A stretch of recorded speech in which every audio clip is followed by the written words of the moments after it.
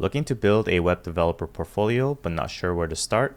Go to TechRally.co and click courses to sign up for the Practical Portfolio course. You will use HTML, CSS, JavaScript, and GitHub to not only build your application, but also deploy to Netlify. Start your software developer journey with a strong portfolio at TechRally.co.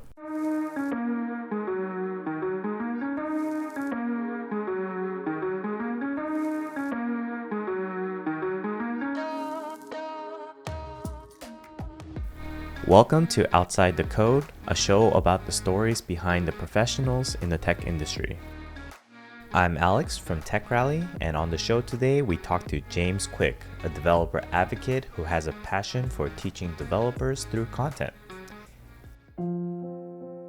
As consumers of social media like YouTube and Twitter, do we really know the person behind the online profile? In this conversation with James, we go over his early days before he knew that developer advocacy was his calling. We also dive deep into finding motivation through others to achieve a goal that at one time seemed impossible. I'm super excited about this conversation. Let's get to it. Hey James, how are you doing? Hey, what's going on? I'm doing good. Not much, man. Thanks for coming on for this podcast. Yeah, well, you offered, I think it was in like the collaborations channel, or maybe you mentioned on our YouTube meeting that we were just talking about. And then I was like, yeah, I'd love to jump on and hang out. You know what's funny? We actually talked right before I hit the record button about were we ever in a same Mhm. video space together, and that's probably where I announced it. So, Yep, and I'm I pretty think sure that's you what it messaged me. was. Yep. Yeah, my memory is coming back to me now. Yeah, same here. Yeah. So, what do you think about updating documentation or keeping things up to date? What's your opinion about that? Should always be up to date. I mean, Yeah. that's like So, that's one of the worst things that can happen from a developer experience, right? Like you yeah. try out a You new product, it doesn't work, then you can, don't want to try the product anymore. Yeah, and like in some regards, you could consider yourself as the product. So I have a question for you. Can you tell me if this is good or not? After completing his degree in computer science at Vanderbilt University, James worked for Microsoft for 3 years as a tech evangelist in New York City and Miami, and is currently working at FedEx Services in Memphis as a full stack web developer. Where did you find this? On LinkedIn, actually. On LinkedIn. Ah, okay. Yeah, there's so many places to update bios. Like I actually have a snippet now on my computer that's Z bio. So if I type that, Uh-huh. it'll like autocomplete the full thing, which is Yeah, updated, but I haven't gotten it in every place. So I I know guess that's that's one of them. that's the difficulty when you have so many different platforms that you need to kind of uh, reach out to, right? Because I know Hmm. you have a TikTok, you have YouTube, you're probably doing a bunch of Twitter Spaces on Twitter, and then now there's too many platforms out there. Yeah, it definitely is. I'm gonna like behind the scenes go and update that now so that by the time anybody goes and looks, it Oh should be man. ready to go. well, Now, if now I you can got just anything pretend out that of that this never happened. podcast Yeah. if you got anything out of this podcast as a guest, is that you now have an updated That's right. LinkedIn. That's right. And I kind of like you threw the question out there, and I was like, I feel like this is leading somewhere. I just didn't know where yet. Yeah, And I then you hit me usually with that's the. that's why I asked you, like, hey, do you watch my previous episodes? Because usually I kind of throw them a curveball right off the Mm, bat, and they're just kind of nice. like, oh, I did not expect that. Usually, a lot of other shows or stuff, I notice they start off with, oh, like, can you give us a quick intro about Yep. yourself? And that's kind of I want to change it up a little bit. Yeah, I like that. Well, I kind of struggle too with doing a bunch of, like you said, podcasts, my own, being a Mhm. guest, YouTube videos, like all the things, and you end up telling the same story a lot. So having Exactly. Yeah. some sort of different take on it, which is what you mentioned, going back to the conversation that, or at Hmm. least when I heard you announced it inside of our Discord chat, I was Yeah. like, I'm kind of curious where this is going to go, so I'm looking forward to it. Yeah. Let's dive deep a bit. Um, you know what's funny though? It's like I watched like 4 of your interviews, and weirdly enough, a lot of good content, but I don't know who you are. And it's funny because you give a lot of good information and you say that, oh, I want people to get my personality or see my personality through my TikTok videos. But you also know that TikTok maybe it's like 10, 15 seconds, 30 seconds. And in some regards, do you feel like people are getting to know who you are through your content, minus just like the pure like teaching perspective, but just like who is James Q Quick?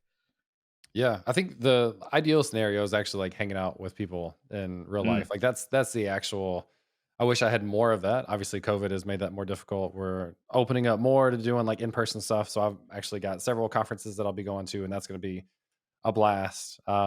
So nothing quite matches up to that. But yeah, I think TikTok for me, like I don't know that people are learning anything like super personal about me, but they're learning that I've got a different side to me than just the like, here's how you create this app, which is fun, right? And that's kind of mhm, where I've been known the most on YouTube specifically.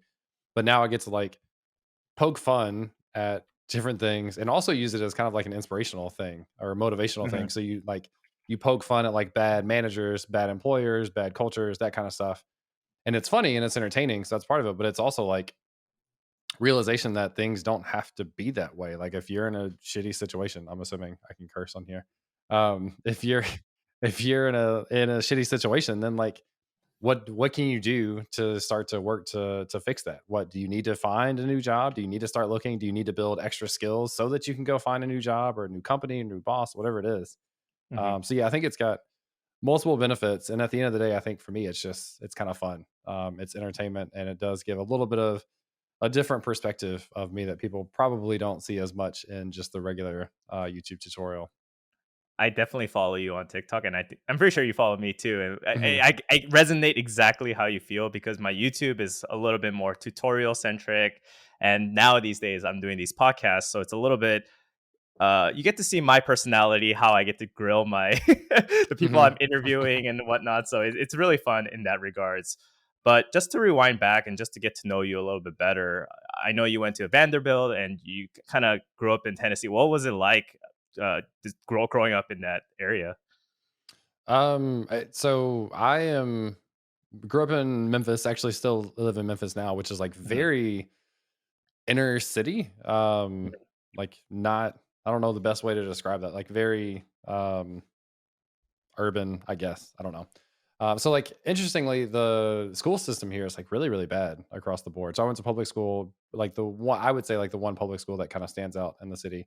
But it had this really great mix of like diversity in a lot of different factors, like income wise, like neighborhood wise, not intelligence level, because I don't think that's fair, but like interest in formal education type thing, right? Like there's a lot of people who are super talented, super smart, and not interested in school, which I've like realized more and more in the tech industry is like just really common for people where that's not how people learn. And the more I've taught, the more I realize that like teachers don't necessarily do a good job a lot of the time of like making things personal for people and making it relate to people and making it something that they care about. Because if you don't care, it's really hard to want to learn. So anyway, I think like my high school, people make fun of me because I talk about it all the time. It's like the perfect example of diversity of race, religion, sex, socioeconomic, like everything that you could think of. And then I ended up going to Vanderbilt, which is a private school, and I was actually kind of nervous about that, like thinking about like lack of diversity, assuming there would be lack of diversity, assuming that everybody there would have a ton more money than I had, and being a little self conscious about that, honestly. And there was definitely some of that, but Vanderbilt was an amazing experience as well. Like there was definitely some of the stereotypes of going to a private university. But the people that I spent the most time with, I think, kind of reflected what I grew up with, which is just lots of different people from lots of different backgrounds. And I think the older I got, which sounds like an old thing to say, I've started to appreciate people more for just who they are and their interests. Like it's easy growing up to think that people that are interested in something that you're not, that they're weird or whatever, but it's just people are different, right? Like I have a ton of different quirks that other people would think are weird or goofy or whatever. So I think that's been kind of a progression for me of just really enjoying learning from about different people, their backgrounds, cultures, all that kind of stuff. So yeah, I think growing up here, that was probably the biggest takeaway for me. It was just a good range of diversity, especially in school. What schools were you struggling with in terms of it's either Vanderbilt or somewhere else? Did you kind of have a multitude of options that you were considering? Not really, mainly because I applied early decision to Vanderbilt. So Got it. Vanderbilt was the only school that I visited, and at the time, I visited a friend of mine who was a year older that went to my high school, and he told me that they got 4 meals a day. So what they would do is they would go eat their 3 meals, and then at midnight or, like, whenever, they would go and just get snacks, and they would hoard these snacks in their, dressers and stuff. So I, like, got to his dorm room, and he was like, "Here, have some whatever you want out of this, like, huge snack drawer." And I was like, "Sold." Like, I'm going to Vanderbilt because I want 4 meals a day, which ironically, when I got there, they changed it to 3 meals a day.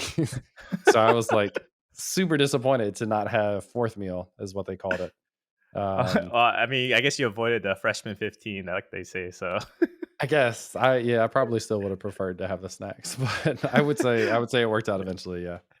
did you know that you always wanted to do computer science before you No, got to Vanderbilt? Oh, no, like, hard I had no idea. that's Um, so funny. Like, how did you decide on that?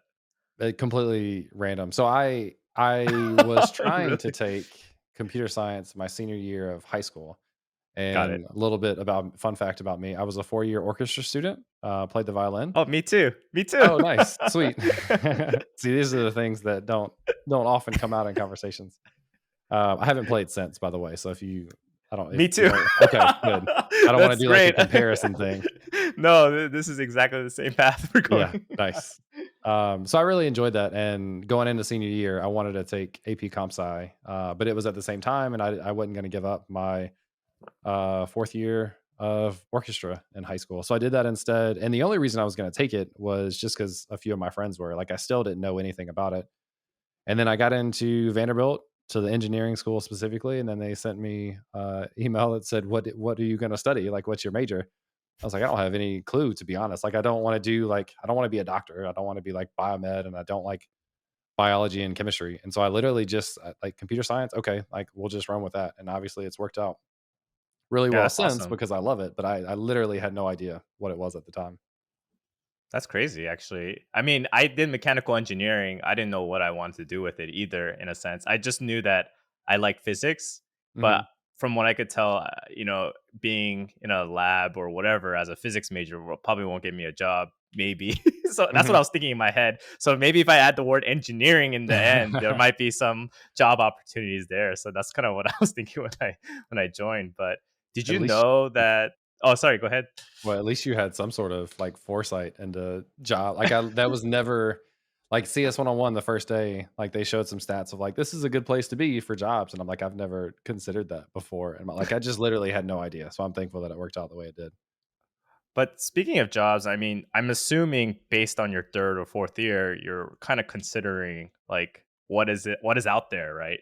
And I know that you became a tech evangelist at Microsoft, but before that, you were kind of doing some SQL stuff at FedEx. Like, were you getting a hint or a taste of what your job could be like at that moment? And did you think that this was gonna be the final thing that you do, or because obviously now you do web development, but at that time your scope was probably limited to whatever was that first job or second job. Like, how was that? How did that feel for you? Did you like it? Super limiting, like, I had no Mhm, idea what options were out there, which I think is always why one of my biggest pieces of advice, whether you're going through a degree or whatever to learn to code, like, just be involved mhm. in the community so that you can like see what other people do. Because I had an internship at FedEx, which was great. It was like hands-on learning experience. It was like writing bash scripts and doing some basic SQL stuff I'd never done before, so that was cool. But I was never exposed to web development in or actually technically I was, but it was kind of a joke class. So for the most part I wasn't exposed to that. I didn't have really very practical knowledge coming out of college, and I didn't know anything other than whatever a recruiter said when they showed up. Like, I didn't do outside research. I wasn't looking back, I wasn't in control of, like, I wasn't taking control of my situation and trying to figure out exactly what I wanted and what those opportunities would look like. So Microsoft recruited on campus. They recruited for software engineering roles. I applied, had interviews, got rejected. They still liked me. So they said, "What about a technical account manager role?" Had no idea what that was. And I was like, "Sure." So I flew out to DC. They interviewed me, declined me, and put me in a limo with a group of other people that had gotten declined back to the hotel. So that was like a really awkward experience. And then they said tech evangelist because they still thought I would be a good fit for the company, just not those roles. And I was like, I've never like that sounds obviously made up, and it wasn't. And that seemed to be the perfect thing of like me being a social person, liking being around and interacting and learning and teaching. Actually, I don't know if I knew the teaching part then, but just being around people Mm. and loving to kind of coming into this idea of loving to build stuff. And it ended up being a perfect fit and kind of the jumpstart for my career. Yeah, and I wouldn't blame you for not knowing exactly what you needed to do at what 20 years old, 21 Yeah. years old. Like I didn't even know what I wanted to do. I worked at Samsung for about 3 years cuz it was a job that paid me money, but if I knew that I would have hated this job regardless of what how much they paid me, I probably would have started web development sooner than later. And I always ask myself, if I should have just left like a year and a half, not 3 years, right? But everyone has their like steps to get there. But I am actually curious about what you said because you said you love being around people, but I could have sworn I heard you say you're more introverted than extroverted. Would you say you're more of like an introverted extrovert or extroverted introvert? How's that work? Yeah, it definitely depends on the situation. So, like Mm, around people I know and people I'm already comfortable with, I'm usually the loudest, most obnoxious one, which is like again part of my personality that I don't really.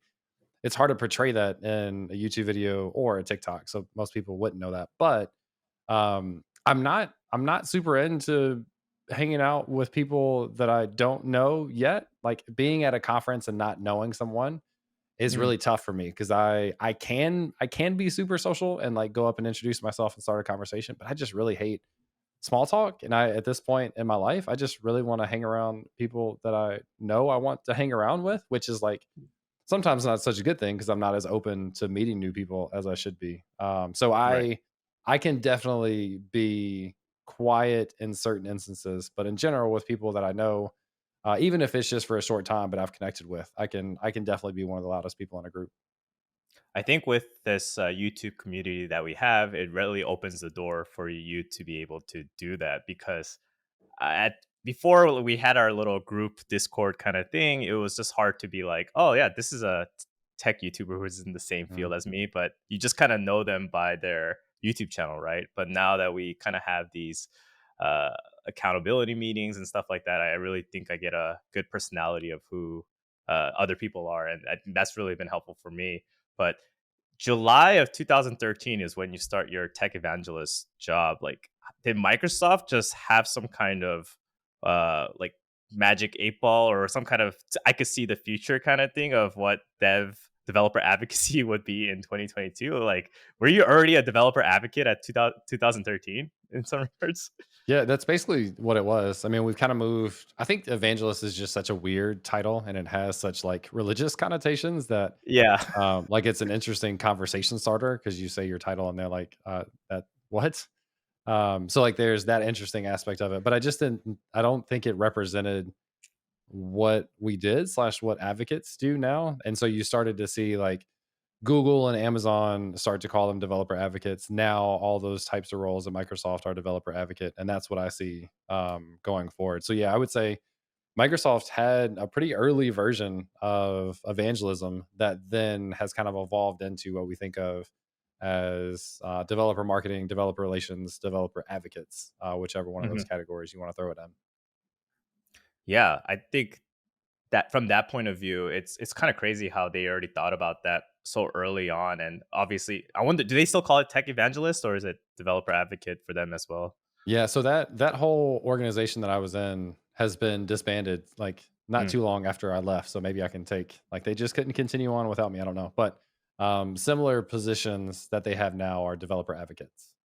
got it, got it. And I'm definitely gonna talk about the whole developer advocacy stuff with you, but I just again, this podcast is called Outside the Code, so I just want to get to know you a little bit better and wants the audience to get to know you better. And ultimately, we're kind of achieving the same goal here. So, when did you go from doing advocacy work to suddenly saying like I want to teach people, right? And you're like a lead instructor at Launch Code, I believe. And I guess were you kind of already teaching in some regards in as a developer advocate, and you're like, hey, like maybe I could try teaching full time, kind of thing. Yeah. So yeah, several clarifications in there. But Thinking about developer advocacy at the time was evangelism at Microsoft. I mean, it's all teaching and empathy Mhm. and kind of learning from developers and seeing the pain points that they have with your products or building things, and then helping them learn and educate them on how to build stuff. So it was all. I did a decent amount of video content then. I did a lot of public speaking, a lot of workshops. So all the kind of standard things that you think of, I did. And there's a couple of different reasons that I ended up leaving. My wife and I moved to Memphis, and I was looking for a job because I couldn't find anything remote with Microsoft that made sense. So I started with FedEx as a software developer, which was great. I feel like at that point in my career, I needed like hands-on software, like full-time development experience, because that's Mhm. just different than doing DevRel. Um, anyway, so I did that, and I realized like as I was doing it, like a year in or so, I was like, I just miss creating content, and it comes down to teaching, right? Like all content is teaching people or entertaining people in some regards. Mine's more teaching than entertaining, but Yeah, you got some so entertainment value. I'll some say I now, love your yeah. I like your TikTok, especially the whole like the junior developer asking Hmm. a senior developer, or Yeah. it's the one where you're like trying a senior developer trying to give junior developer some advice, and the junior developer's just like ignoring all the advice possible, even though the senior's being really nice about it, which is like generally not the case. It's So like it's I cracked up so hard. Yeah, it's hilarious that that is one of my most popular ones, and I actually feel like I did a poor representation of that. Was actually based on a real situation, and I feel like I poorly represented it. But anyway, because I don't feel like I portrayed myself as empathetically as I was in real life. So some people had comments the opposite of what you're saying, but Oh, the re- really? That's yeah, so crazy. well, what it came down to is like in the video, I was like, "That's not real code. We should talk about it." And like Ah. saying that's not real code to somebody is not helpful. And people comment, and that is true. That's not exactly how it happened in real life. It was someone that I knew like really didn't have the skills and understanding yet, and I was really trying to go Mhm. out of my way to say like, "Hey, let's take a step back. Let's talk about it. Let's learn from it." Anyway, Sorry what was about the that. yeah no? So the Oh, original the question was, transition from the FedEx a full stack developer mhm, to becoming a lead instructor. There was just yeah, something that was missing when you were working as a full stack developer that you kind of mhm, were itching to get back into, whatever that yeah. was. Yeah, so it really started with just the content piece. So I started doing YouTube videos again back then, and started writing articles. And I'd actually been offered a full time job to teach a local boot camp called Code School, which is through a program called Code Crew, and I knew their founder.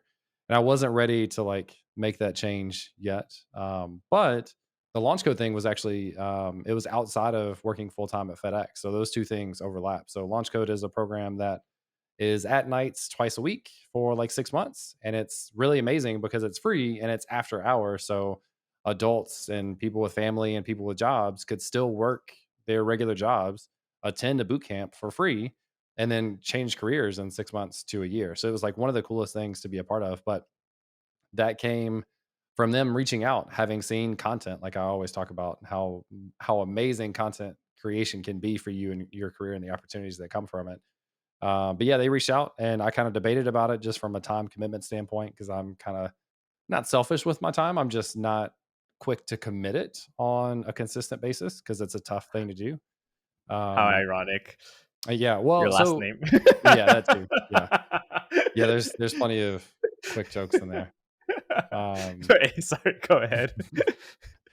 But, my wife kinda, convinced me to do it, and so I did it and did 1 round again while I was still working at FedEx, and then, they reached out again to do one virtually this, in 2020? 2021? I couldn't tell you which year, I don't know.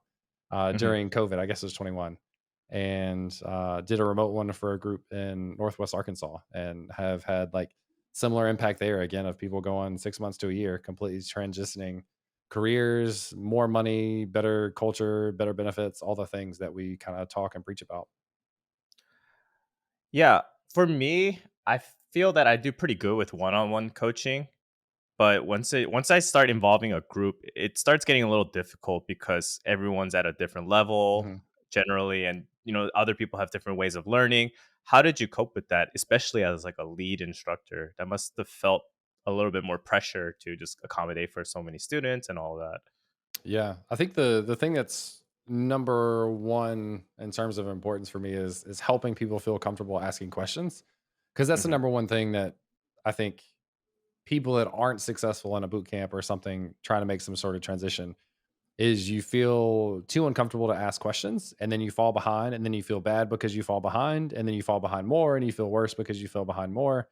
So it's trying to like catch that snowball early and help people build that trust and comfort level with people in the group that you have. So launch code is really interesting. It starts out at about 160 people. And with that many people, there would be about 15 TAs. So about 10 students per TA. And I would do like a lecture with everyone for the first hour. We'd break into groups and do, I don't remember what we called the activities, but some sort of like activities to like practice that stuff and then come back and do kind of like a recap thing at the end. So I feel like I'm a pretty meta teacher. Like I pause and I do a lot of like, how are you feeling type questions to really understand like that's Like super get them important. Yeah. right, right, right. Because Just get the otherwise, temperature of the room. mhm. And I feel like sometimes I'm a little too meta with that. But I wanted to make sure that people were being honest with like, do you feel lost? Do you feel overwhelmed? And when people say that, like the first person that says it, the next person or the person next to them is like, yeah, me too. And that's the kind of thing that I think is helpful to know that like this is stressful for everyone. Like this is one of the hardest things that people can ever do in their career is go through a boot camp. Like they're great. It's an amazing opportunity. It's hands down one of the hardest things you can ever do. And it takes like that community around you and the understanding that other people are going through the same thing and that it's going to be hard, but eventually you'll get there. So again, it was a lot of meta stuff. But it's tough with that many people. I could never have as many one-on-one interactions as I would like to, right? Like that's where I can have a deeper impact, but at that scale, you're just not quite able to do it. So I would try to do that when possible. I would bounce around between the different breakout rooms to like just kind of listen in or answer questions if there were any. But having a good set of TAs definitely makes that a lot easier.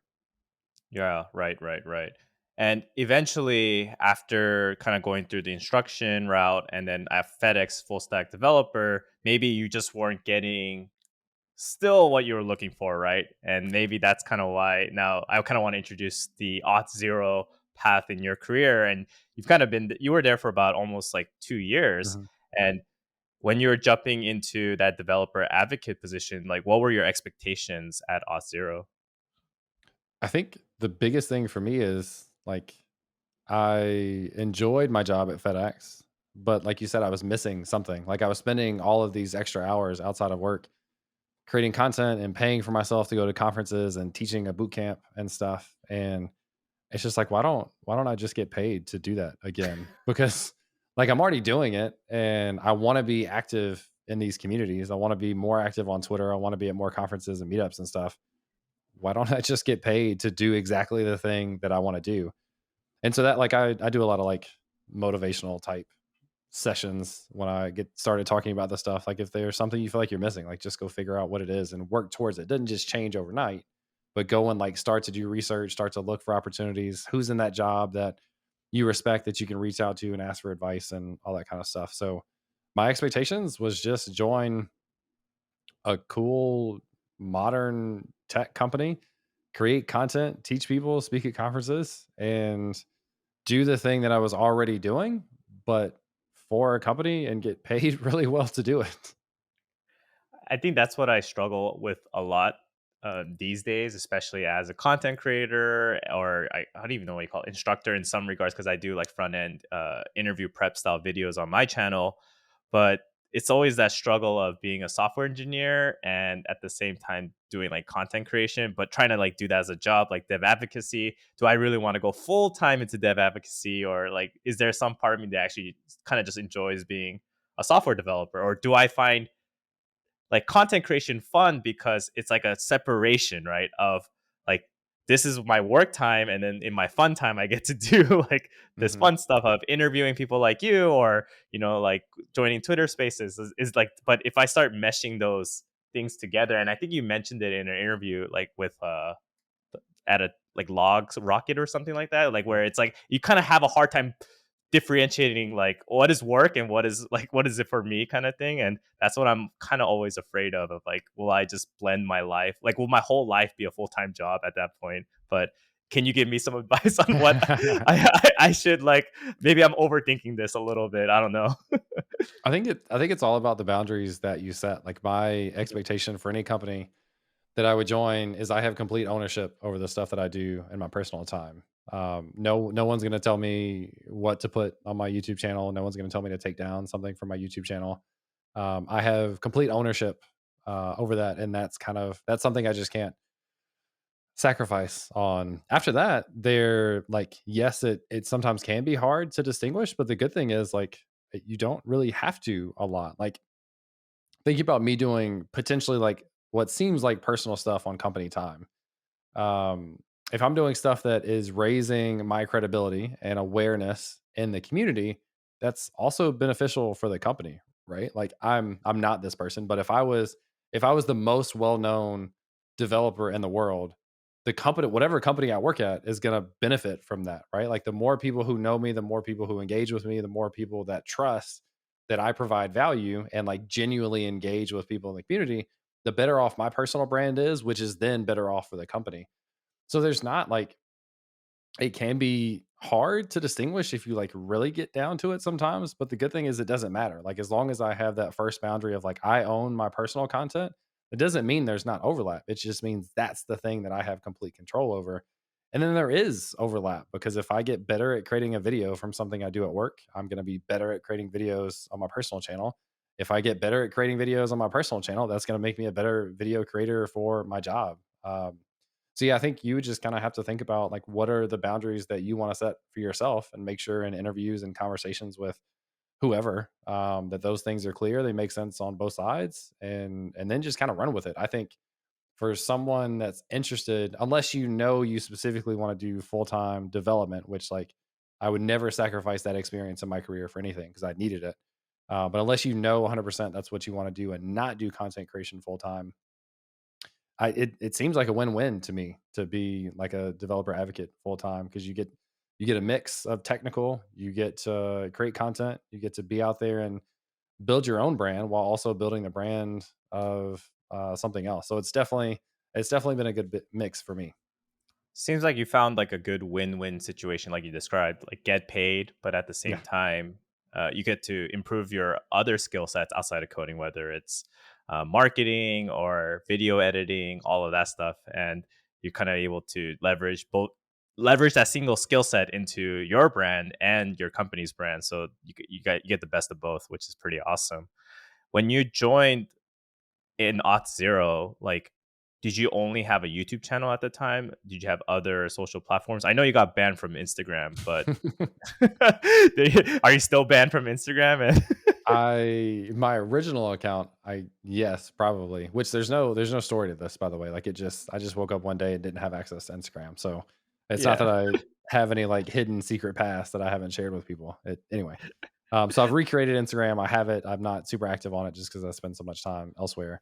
Um, and the other question, sorry, now Oh I'm yeah. How many social platforms did you have oh when yeah. you joined auth zero? Yeah, so I was like relatively active on Twitter. I had my YouTube channel, and then I had written a bunch of articles for a platform called Scotch.io, which has since been acquired by DigitalOcean. So a good friend of mine, Chris Sev, ran that, and then now works for DigitalOcean. And that was about it. I had like a course on Udemy, the VS Code course, so that one was out there.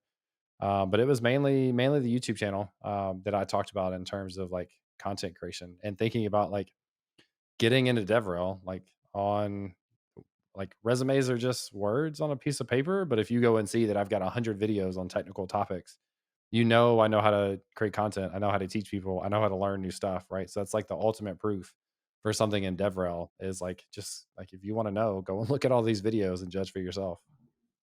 Yeah, and I'm just kind of curious because you did say that something along the lines of I wanted people to see my personality more, and we kind of alluded to that in the beginning. Did you feel that with your current set of social platforms and how you're utilizing it when you? But I'm just trying to like set the timeline a bit. But when you're at auth zero, were you kind of thinking about that aspect, or was that a little bit later down the line when you're like, I want people to see my personality more? I've had that in mind, like on kind of my yearly notes when I look forward or look to the next year. I've probably had that in my notes for 3 or 4 years now, but I Wow. still don't feel like I've done a good job, and part of the answer is just, like, there's only so much time in the day, so I'm pretty lenient with myself, like, I'm not, like, super regretful that I haven't done a bunch of stuff because it's just not possible to do everything. But I would say that's been on my mind for 4 years probably, and TikTok most recently has been that outlet that's probably most relevant to just having something different than the average tutorial stuff. Yeah, and did that stem from comparing yourself to other people where, like, they do show personalities and you're like, "Well, maybe I should show my personalities," because I think I heard something along the lines of, "There's nothing wrong with comparing yourself to other people as long as you do it in your own, like, respectful way." As these are kinda my paraphrasing of your Mhm. words, I believe, but like, were you seeing other people showing their personalities and you're like, oh, maybe I don't have to always just do like these tutorials, or like, maybe I could share my opinions about why JavaScript is not necessarily good at times, or whatever, right? Whatever topics I want to talk about. Like, what kind of stemmed that 4 year thought? So that one specifically really didn't come from the comparison thing, but I'll kinda talk about that. So I am pretty adamant. Like people say, don't compare yourself because you're just kind of like setting yourself up for failure and For imposter failure. syndrome and all this kind of stuff. And I'm like the complete opposite. Like I would never have accomplished the things that I have in my career and my personal content creation had I not looked at other people and what they've done and how they've been able to do it to envision that that's possible. Like we only have so much creativity to think something's possible that we've never seen done before. And so I Mm, think comparing yourself and looking at other people that have the job that you want or are doing the job that you want and you think they're doing it better, compare yourself to them, like see what they're doing and see what you can learn from them to iterate on your process and get better. But like you said, you have to do that in a safe space of knowing like I'm going to compare myself. Everybody has different backgrounds, experience levels, paths and journeys and all this sort of stuff. So it's not, you have to make sure you use it as kind of a motivational and an awareness thing of what's possible and not like a comparison. I'm going to feel bad and like not do mm, work because I feel bad type thing. right, right. That makes sense. And who were your inspirations that you were comparing yourself to? Maybe specifically to your YouTube channel, because I think you said you hit about 100. Your goal was to hit 100,000 subs last year, maybe. Mhm. And whose channels were you looking at to be like, oh, if they could do it, I should. This is the comparison game in a, again, positive way. But who did you find inspiration from? Yeah, there. I mean, there's so many in our Discord, which is Yeah. super cool to be a part of. But specifically, Floor and Pop and Code Stacker Jesse and the Coder. Those are and Anya Kubo are like 4 channels that I've like super looked up to. We're like in similar ranges, although I think I've been surpassed by most of them at this point. But I remember Jesse from the Code Stacker channel. He did a write up on uh, gosh, what Free Code Camp. Wow, I can't believe it took me that long to think of that. He did a write up on Free Code Camp about how we got to 100,000 subscribers in a year. And like the imposter syndrome for me was like, I've been doing videos since 2013 and I took a couple years off and then I've been doing them consistently for longer than Jesse had been doing them. So it's easy to just sit there and kind of be like, well, maybe I just don't have it. Maybe I need to give up. Maybe it's not worth it anymore. But if you take the other approach and look at like, well, dang, he just created really good content over the course of, a year and he paid attention to what people responded to. That sort of thing is now possible. So I started to have at the end of the year before last, I started to have some growth from a couple of videos that caught on, got to 30,000, and then I just gave myself this goal of 100,000 and at the end of 2021. Not knowing how feasible it was for me, but knowing that it's possible for someone because I've seen it. And ended up, I don't know what I ended up at 110 or 120 or something. So I made it past that number, which I thought at the time was just like, I'm going to put this number out there and see what happens. But I think it's like the meta, like put positive thoughts out there and it's much more likely to happen. And I think it just comes from a mentality of thinking it's possible versus comparing yourself in the negative way and thinking about what you haven't been able to do and not what you could do in the future. Right. I really resonate with that because as a smaller creator, I have about 4,000 subs ish, and you get a little stubborn with the way you want to put out content, and it resonates with a small few, but if you cannot sacrifice, um, maybe just like you're not just doing like clickbaity stuff or just like random stuff that you don't kind of believe in, but if you can still stay consistent with that, but then add a little bit of clickbaity stuff, like it doesn't have to go 100%, it could just be a little bit just to get the viewers attention. Maybe add a few more b-rolls. All of these little things can make such a significant difference. But sometimes, like people don't really look at their channel though. Like maybe even myself, I need to reevaluate my channel and figure out like, hey, like what resonates very well. I did like a whole reaction video to like a JavaScript interviewer like skit that someone did, and that has the best views of Mhm. all the views I've ever done in some regards. So like I'm still learning, I'm still trying to figure out what will make me happy, but at the same time, try to hit these goals. And obviously your channel and like all the people that you mentioned, they're like kind of on this like different level compared to me in my eyes. But it's a good goal to have, to know that, hey, we're all in the tech industry, we're all coders, we could all like hit that number. So I definitely am trying to go at my own pace, but at the same time, sometimes I think it's good to maybe use that as motivation to accelerate it as well. So that definitely resonated with that when you said like, hey, like comparison is not a bad thing as long as you just do it in the right way. So yeah, that Yeah. makes sense. And there's not uh, like, I just more optimism. I feel like there's not a lot. There are a lot of content creators that are at your level, maybe a little bit below, that I love their content and is mhm, just as good as mine. So there's some level of just like you kind of get lucky and a video catches on and that's game changing for your channel. There's a couple of things that I've done with working with other people. I published a couple videos on the Traversy Media channel, one on Free Code Camp. So those gave me spikes, and then I had a couple that just kind of took off on my own. So it's just for everyone that's creating good content, regardless of what size, you're kind of just like a few breaks away from really having that growth that I think people are looking for. And you mentioned the clickbaity stuff, which is a conversation that I had on the Log Rocket Pocket podcast too.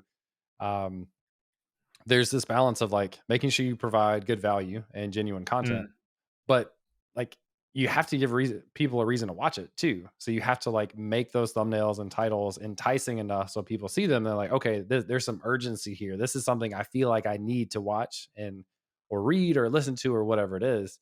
So that's, like, the marketing aspect of it. But I try to make sure all the time that I'm, like, gauging the feedback that people have, like comments and likes and that kinda stuff to see if they're starting to have, questionable comments of, "This didn't provide the value that the thumbnail suggested it would," then I need to step back and make sure that I am providing that value first and foremost. But learning how to make it something that people want, I think, is the number one thing that I've tweaked in the last year to kind of help that growth with my channel. I am curious, did your job at Auth0, going from developer advocate to developer marketing media manager, did that help in any way where you start thinking like a marketing person, not necessarily just like a pure dev advocate, like, oh, I'm going to, do tasks related to more technical advocacy versus like now I have to think about marketing from a higher architectural level in some regards? I think that more came from my personal Oh, okay, got experiences it. with YouTube, which then influenced my ability to. I mean, they created that title and position like for me out of my interest to not necessarily be in management, to but to be more of a leader in our developer marketing space. So that job kind of came out of those conversations that I had with my manager and director at the time. But I think I was enabled and in a good spot to be able to Mhm. advocate for something like that because of my experience with personal content. Yeah, you're like the perfect example of using your content or your brand Mhm. to improve your company and your company to improve your brand. So it's just pretty awesome to see that it's kind of going in full circle that way. So why did you leave Auth0? Was it because of Will Johnson? We could just kind of just lay it down right now and just announce it's because of Will Johnson that you had to leave Auth0, right? So what was the timing on that? Will joined, and then I left. Like, I'm like, well, here's the worst potential. My wife actually joined the team at Auth0 on the same team for a couple of months before I left, which was like a super positive thing. And she's still really happy there. And like we both work from home, so I get to listen in on, or not creepily, but like I'll pop in on Zoom calls sometimes so I can say hey to my teammates and stuff from All Zero, and so it's really cool to have her tied into like the ecosystem and everything.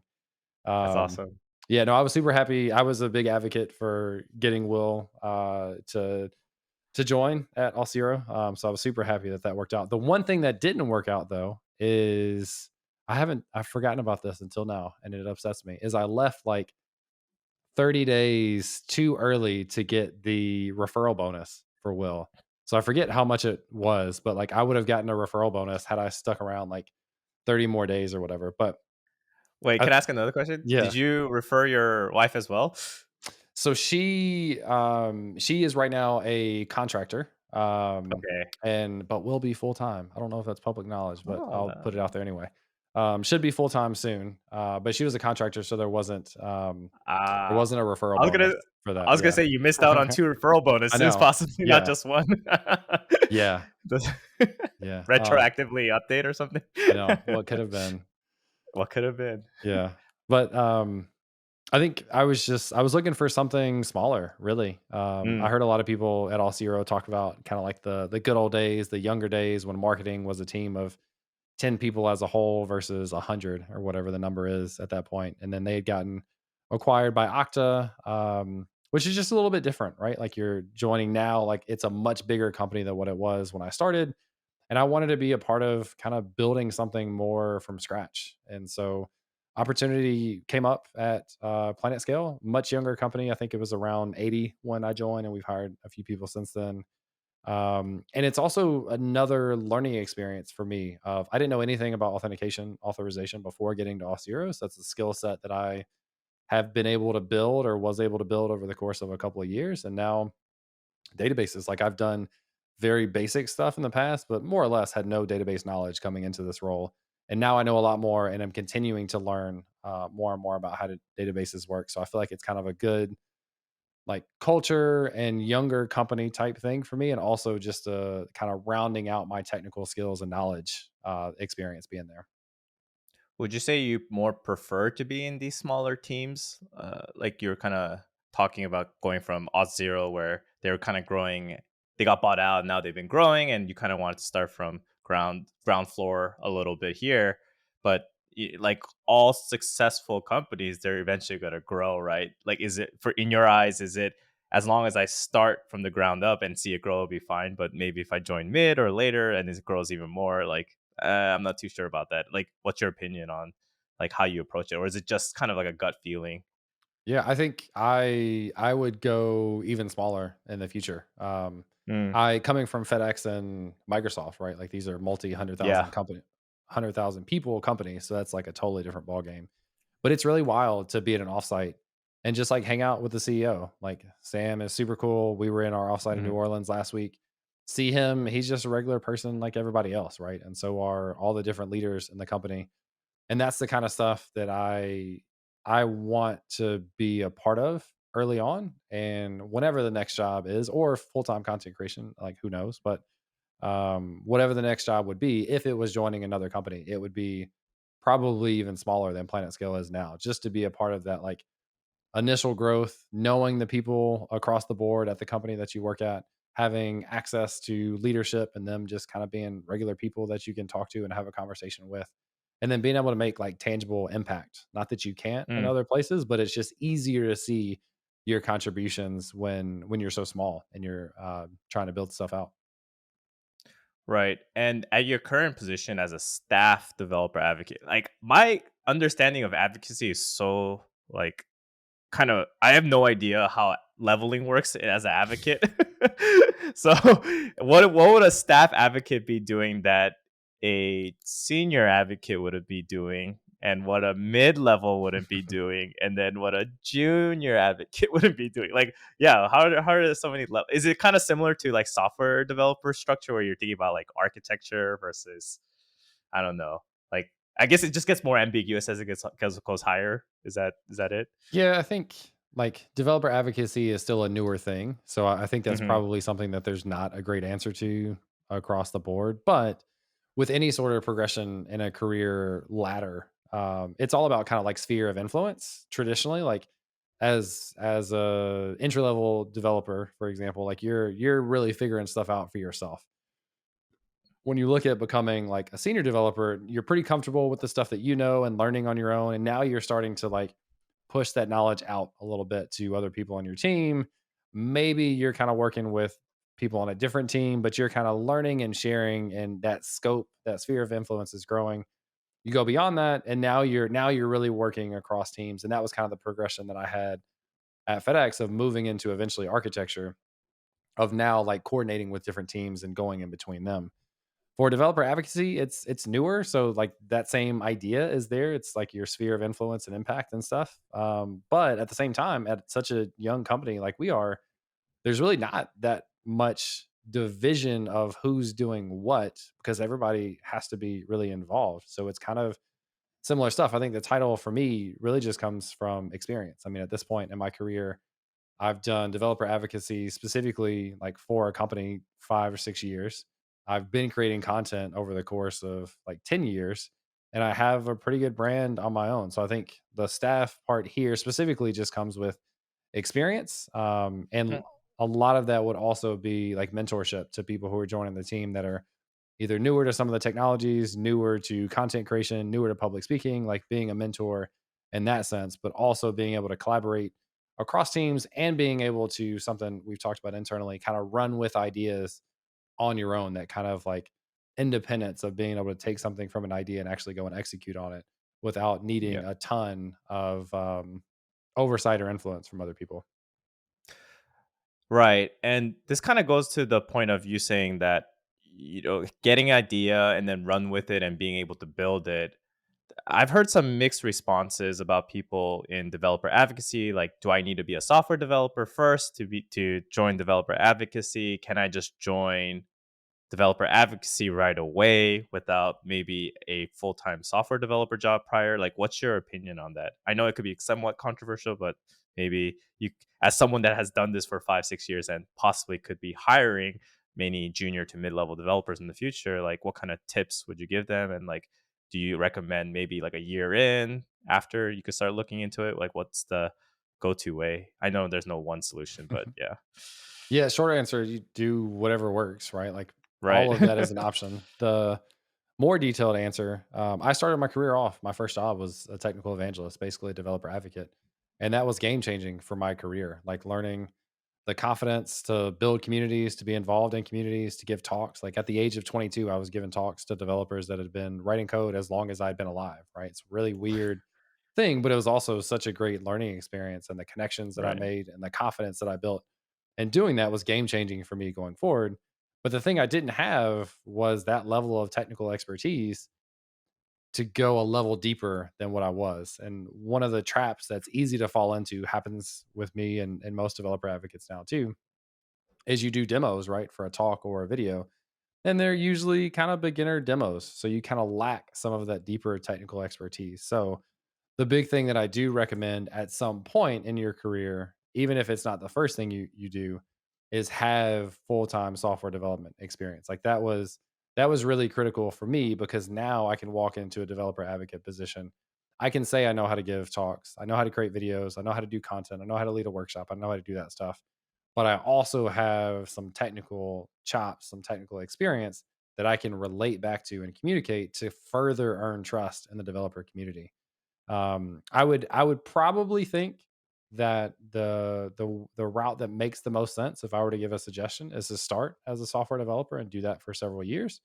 Create content along the way to kind of show that that's something that you want to do, to prove when you go into an interview that you have some of that experience. Give talks at local meetups, like whatever the smallest thing is that you can do to get that first one and get the first couple or whatever, and then maybe you do bigger ones, and then kind of like direct yourself towards a career in developer advocacy as you go along. At least at that point, you would have that technical experience day in and day out, and you can build those other skills along the way. Right, right. That makes total sense. And obviously, with developer advocacy, it's going to be a mixture of, like you said, like speaking, maybe content creation, and then you kind of have to know a bit of code. It sounds like so. That seems to be like the perfect recipe. I'm curious. I know you said something along the lines of, again, like I never force myself to do certain things. I just do what I enjoy. And this is kind of more in relation to like how do you manage all your work and like how do you be so consistent with the type of work that you're doing. But you could be a little honest with me. Like, are there days where you do stuff that you don't enjoy because you just have to do it? There's definitely things like formal. Well, yes, the short answer is definitely yes. And it's all Yeah. admin work for me is stuff I don't enjoy. Mm, And mm, so, mm. like on the personal side, it's um, But like the once a week videos things, like aren't there days there sometimes you're just like, oh, this is unless you do like a scheduling thing where you kind of do a lot of videos at once and then kind of schedule ahead of time. Like, are I'm are not you that good. consistently are you consistently making one video per week, like on a weekend or a weekday, and then you're like, I'm gonna do it for the next week kind of thing? Yeah, I'm not good at getting ahead on videos. A lot of other people are much better. So yes, there's like some of the admin stuff. So we want to get away from that and talk about, do I ever struggle to actually create the content? The only time that gets tough is if I've potentially taken on a sponsor video and it's just like I'm not getting to where I want to be as quickly as possible, and Mm, that's tough, right? Because there's a learning experience that comes along with it, which is factored into like my time and my rates and that kind of stuff. So that can mhm, be tough if it's not as easy as an onboarding experience as I want. But like I genuinely, when I talk about like I don't create content that I don't want to, I genuinely mean that. So like sometimes it's a little harder than others, and sometimes it feels like a chore, but for the most part, it doesn't. And I think the number one reason why that's true for me in comparison to other content creators is I don't over engineer my videos. Like I don't edit a ton. mm, I don't script anything. I don't rehearse anything. And so it's a lot easier for me time wise to create content. So where someone else might take 6 to 8 hours to do a video because one of their good quality is they're a perfectionist and they have this really high level of expectations for themselves. For me, I'm not a perfectionist, and so it's easier for me to ship like slightly less quality content, still very quality content, but slightly less than some other people in an hour. Like the video that I published this morning, I wrote 3 notes, like bullet points for the video, and I recorded it and edited it and published in an hour. And that makes it so much easier for me, right? Because it's not an all day thing, and I don't have time to do all those other things. Like some of it is really nice, and I have a lot of respect for people that have really fine editing and they've got all these animations and pop in text, and that stuff is really cool. I love it. But it's just worked out well for me to keep the consistency over. I've never sacrificed consistency over a higher quality quality. product because the quality from feedback and comments and likes and views and stuff has been more than enough for the growth that I've been looking for and the time that I Got it. have or don't have. We never have enough time. I Mm. think that's one thing that I've learned. Yeah. The last thing I want to ask you about is your tagline. I teach developers through content. How did you come up with that tagline? Well, did you have a tagline before, or was this just like, I want to come up with a tagline? This is what I represent. Yeah. For a while, I've kind of used developer, speaker, and teacher, and Mm, I think that's still a really good representation. So that's going to be some part of my brand as well. But I think I teach developers through content hits all the things. Like if you just wanted to know one sentence about me, that hits the things. Like I'm a teacher. That comes with creating content, which is there in the word. So that implies that like I'm not just in a classroom and I'm teaching. Like I teach people through content, which is YouTube videos and blog posts and being on podcasts and all these things. I'm specifying the audience. Like I am a developer. You can't teach developers if you're not a developer. So I'm kind of throwing in my technical background too. And so I just think it hits like it's a good summation of what I do. And I think like you kind of hear about taglines and branding and stuff, and like short and sweet and memorable is what works the best. And so for me, that like those couple of subtle buzzwords really envelop. I don't know if that's the right word, but really encompass like all the things that I do in just a couple of words.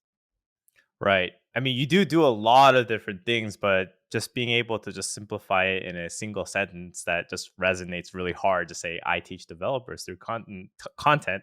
Uh, it makes sense. Like it's simple, it's straight to the point, and everyone understands what you do. Like whatever content represents, that's up to whoever is reading it to decide. So, yeah, if you want to, just tag your banned Instagram account here, this will be a perfect good time to do it.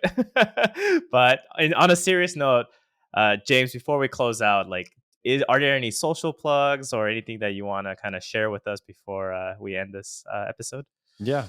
James Q Quick on basically everything: YouTube, Twitter, Instagram, although not super active, TikTok, all those things. And then I'll plug my podcast co-host and I, Amy Dutton, are working on a course called Everything's Felt at everythingsfelt.com. And it's a Svelte kit course that is working with Supabase and Tailwind and a bunch of other really cool stuff. So we've been working on that for a couple of months, and we're hoping to launch sometime in the spring, probably late April, more likely early May. So it's going to be a big deal for us, and we're excited to share it with people. Yeah, super excited about that. And for everyone that stayed till the end of the episode, thank you for listening to Outside the Code, and I'll see you in the next episode. Bye.